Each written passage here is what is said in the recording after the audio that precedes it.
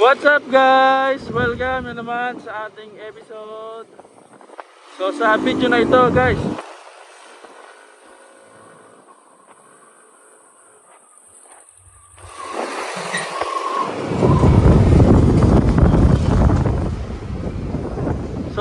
natin na ito, samahan nyo ako magpa-change oil. Shell Advance 10W40. So yun yung advice sa akin ni Sir Wilfredo Orellano. Okay? Grabe, ang bilis naman ng Raider na yun. Raider ba yun? Sniper yata yun. Sniper lang malakas. Sorry sa wind noise dahil wala pa tayong mic.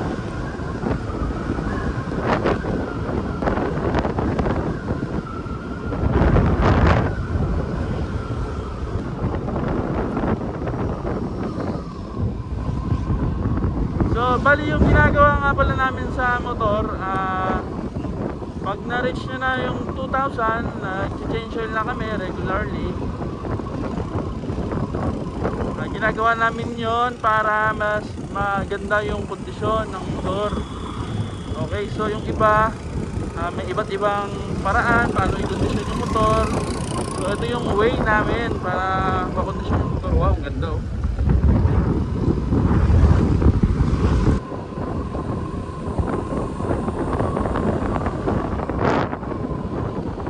So yung langis, nagtanong ako sa ibang talyer, nagkakahalaga siya ng 300 plus kasi ano siya shell siya so may maganda rin yung tatak.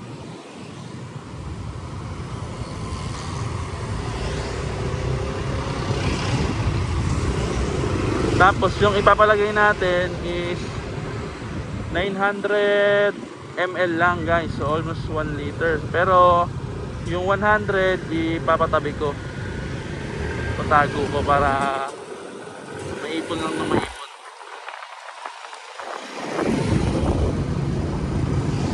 Grabe, ganda ng panahon guys oh. Yung talyer nga pala na pupuntahan natin is hindi naman gaano kalayuan sa barangay namin. Saka ang kagandahan doon, nagtanong ako sa kanila nakaraang araw, yung labor ng change oil is mapatak halos 30 pesos lang, diba? Mura. Palit langis lang naman talaga as in langis lang, di nakasama yung mga panggilid-gilid and mga iba-iba pang pwede nilang gawin. As in, change oil lang talaga. Supposedly, papalitan dapat yung oil nito nung 12,000 pa lang. Masyado kasi tayo naging busy nakaraang mga araw.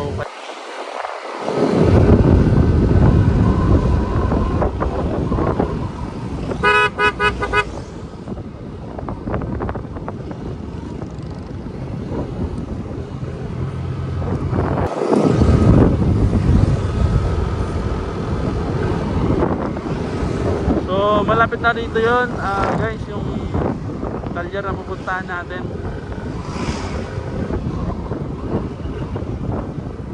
Pero bago ang lahat, magtatanong-tanong muna ako kung meron silang ganung oil.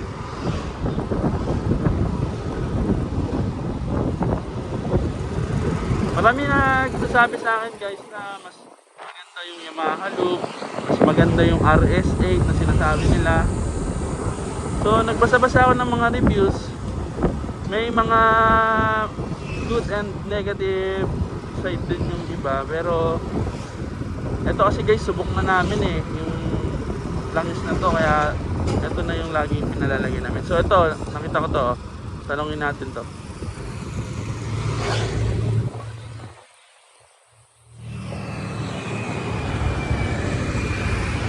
Sir, meron kayong langis na Shell? Wala na sir. Wala na. Ubus ko. Pero magkano yung ano sir? Labor po, pag change oil lang, 50 lang po. So wala silang ano, shell na langis. Oh. Try muna natin sa iba. Sa iba. Wala silang langis pero ang labor sa kanila 50 lang. Ito. Boss, meron kayong langis na shell? Shell Advanced 10. Wala kayong ganun. Pero magkano yung labor ko yan? Change oil lang. 50. 50 sa kanila. So parehas lang sila doon sa kabila. Tingin ba tayo doon sa unahan banda? Alam ko meron pa doon eh.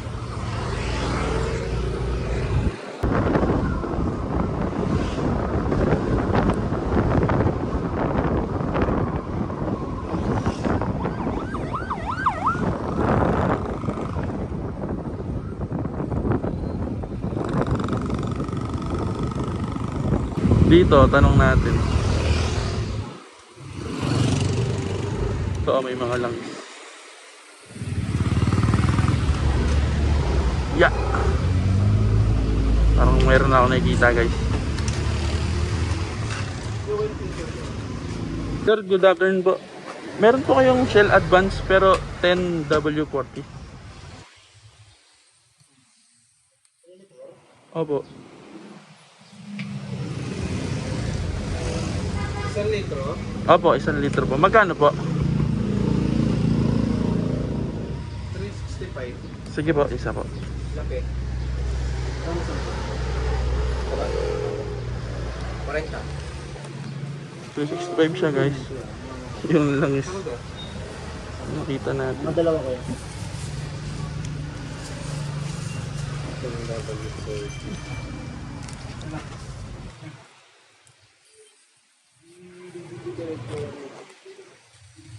Ano bang ganito? So meron tayong langis, guys. Ito yun, oh. Pupunta tayo dun sa may alam kong talyer na 30 pesos lang yung labor. Diba? Langis. Thank you, sir.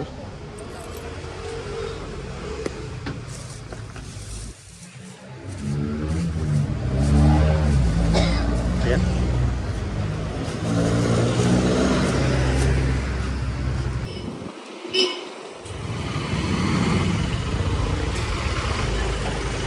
Siya, oh, bandang kaliwa. Ay, diyan. Ito, sa may tabi ng manok yun eh.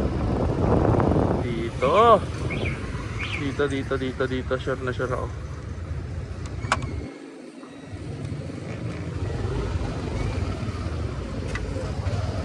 Pasok na po ako, ah.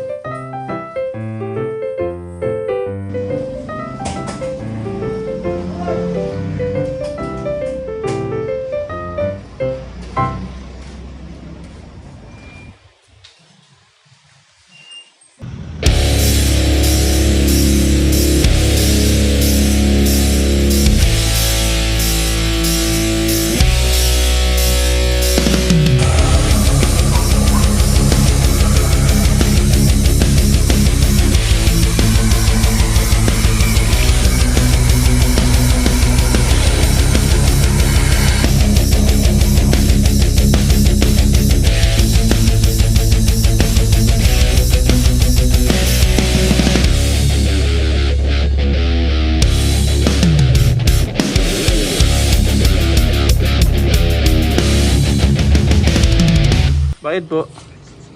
Sa labor lang po. Change oil. Ay, wait lang, guys. May nakalimutan ako i-check.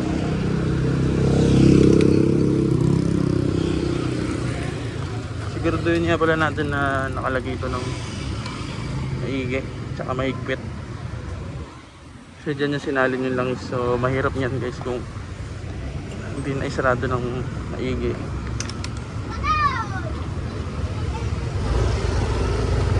So yun guys, tapos na tayo magpa-change oil. Gaya na ng sabi ko, 30 pesos lang yung change oil sa kanila.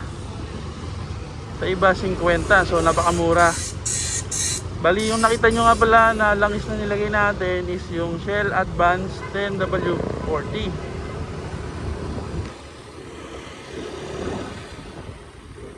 So napansin ko sa motor, uy wow, napansin ko sa motor is parang naging smooth yung takbo niya. Ganun pala pagka bagong change oil yung mga motor, maging sa sasakyan. Oh, napaka-smooth niya guys, oh. Napaka-smooth niya batakbuhin na. Yan, so bali yung mileage natin is 12,442. So next change oil natin yan guys, mga nasa ano na, 13.5 o di kaya 14,000 na para sakto.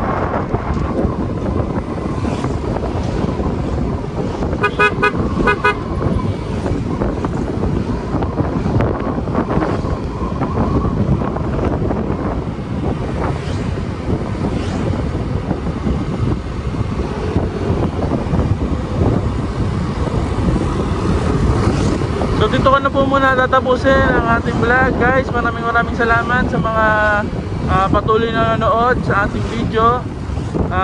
Hanggang sa susunod na episode po ulit guys. Maraming salamat. Bye bye, peace.